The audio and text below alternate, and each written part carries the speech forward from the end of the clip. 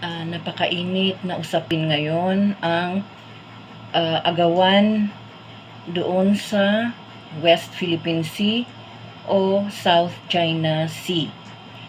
Dahil dito ngayon nakatuon ang focus ng buong mundo.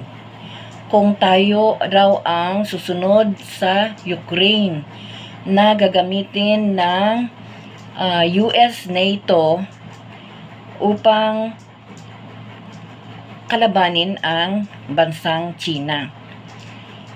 Maraming sumasali sa usapan.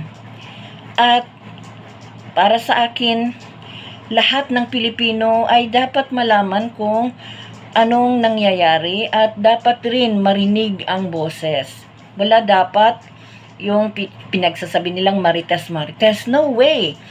Karapatan nila yun dahil bansa rin nila ito at future natin lahat ang nakataya. Pero napansin ko na hindi tayo magkakaintindihan kung hindi klaro yung pag-intindi natin sa mga konsepto na ginagamit natin sa diskusyon. Halimbawa, ano ba yung state? Ano ba yung territory?